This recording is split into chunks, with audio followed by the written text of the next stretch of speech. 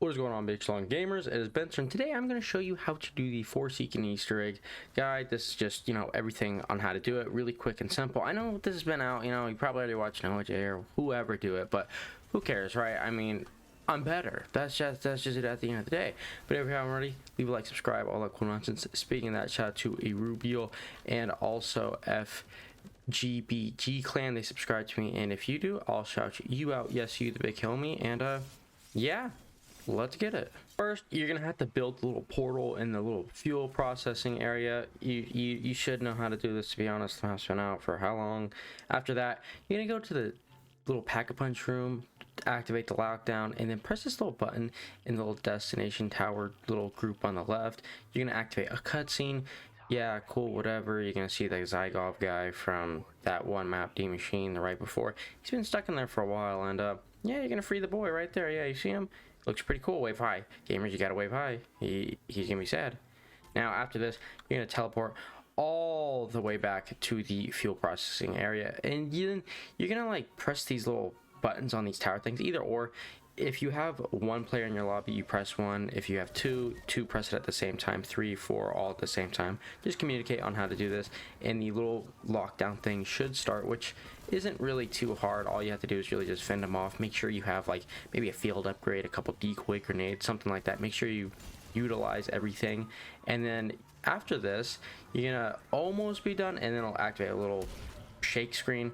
You're gonna get this little fuel tank ball thing. Make sure you pick this up immediately. After this, you're going to go around the map, and you should have the crystallizer at this point. So if you don't, I'll leave something in the right hand corner. Make sure you watch that. If not, you're going to shoot these little glowing pink things.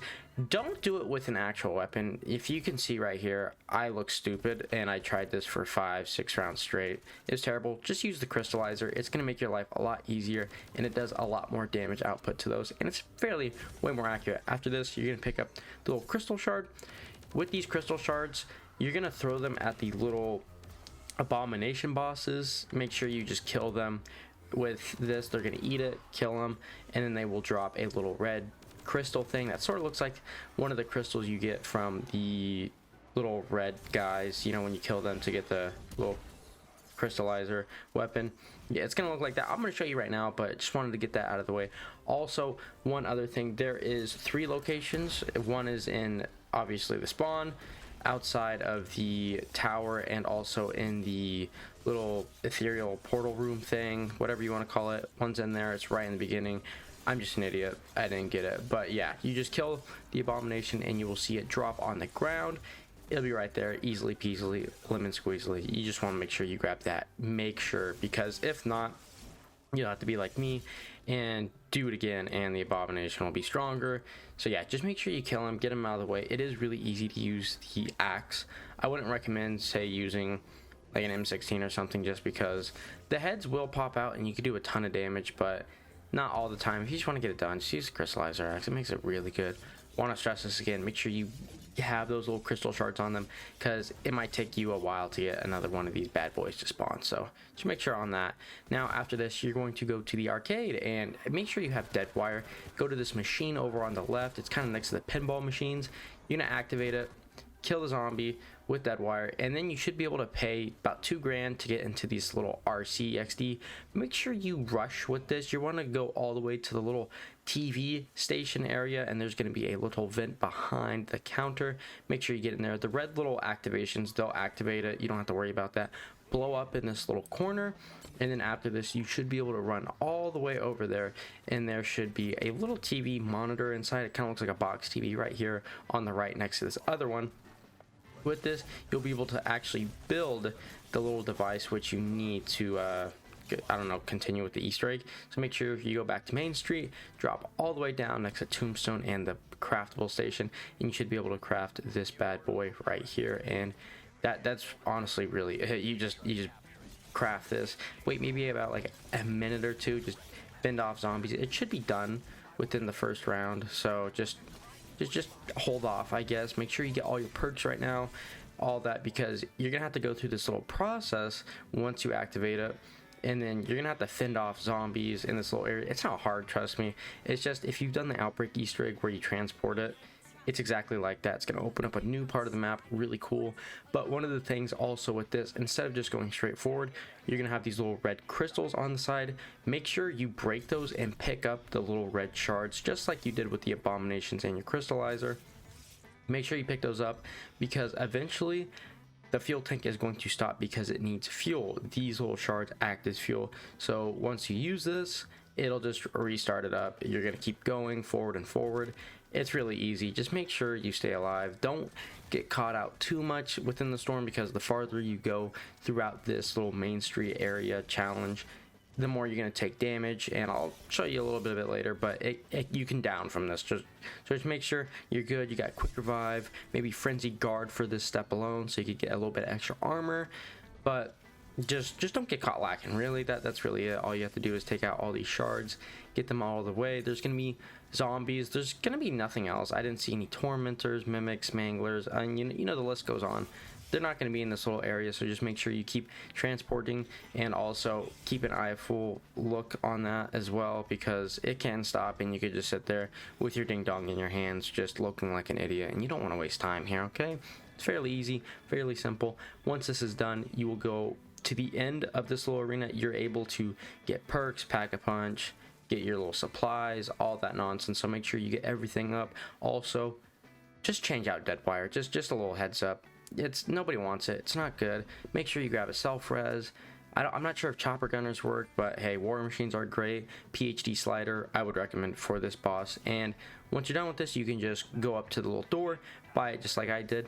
After this, you're gonna go to Maxis. He's right in the middle, kind of next to the Forsaken boss. Watch out for him. He's got a giant little hammer attack thing. Just make sure you don't get caught under it and you have armor. That's really it. He's not strong. You just gotta be careful. Once you're done with grabbing Maxis and putting her on the other side, you're gonna want to shoot the shoulders off this guy. He's gonna have armor. I recommend using the crystallizer, or you could use an M16 for this boss. Really useful, but the crystallizer, it's gonna melt it most of the way. Also, another tip, I do recommend you just have mule kicks, just so you can get some ammo. But once you're done breaking off the armor, you're gonna go to little Maxis's little ring of fire thing. You're gonna want to kill zombies in that. It just acts as one of those little dragon things from Outbreak. Just kill zombies in it. And then after this, she will go to either or the laser cannons.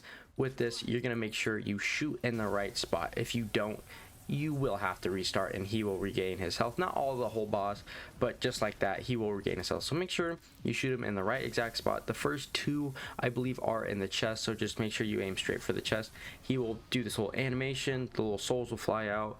Just rinse and repeat. Just keep doing this over and over. I would recommend, make sure you have Ethereal Shroud.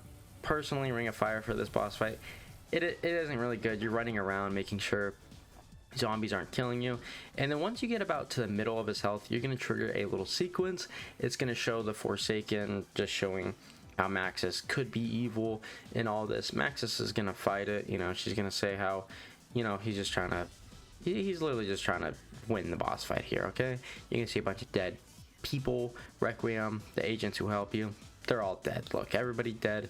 So make sure, you know, if this is your little checkpoint area, grab a breather. Maybe if you need to get a drink, grab it right here, because it's just going to keep going on and on. Now, for the other parts, the other half, you're going to shoot him kind of in the stomach area for the third one. So make sure you just beam him in the stomach. It is really easy, but make sure you watch out, because after the half of this boss fight, it gets harder and harder. You will see these little red shocky things just continuously plague the little back area where you can hide. So just make sure you don't get caught, like, and they will destroy your armor. I'm just going to tell you that right now. They're going to destroy it. Some panzers will come in. They can melt your armor as well. But just stay safe. I mean, War Machine, play it safe, play it cool. You don't really got to rush through this thing. I mean, it is really easy. Just make sure you got armor. Make sure you got something that'll help with that, like Frenzy Guard or Ethereal Shroud. After this, you could shoot the head, which is the last part of the boss. You just quickly shoot it, and you'll be done with it. It's really easy, really simple, really fast. I mean, after this, you will just fill it into, I don't remember her name. She's from Gorod Krobi. She's gonna do it. Just stay alive in this little part. You will down. Don't freak out about it. Just keep alive. It's not hard. I know it sounds a little exaggerated, but to stay alive. You will down. I don't know how to fix it, but yeah, that's really it. That's the guide for you. I mean, if you did enjoy, leave a like, subscribe, all that cool nonsense. You know how this goes.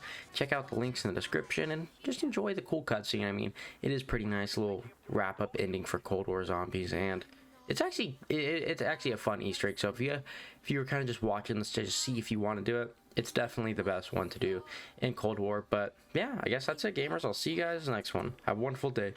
See ya.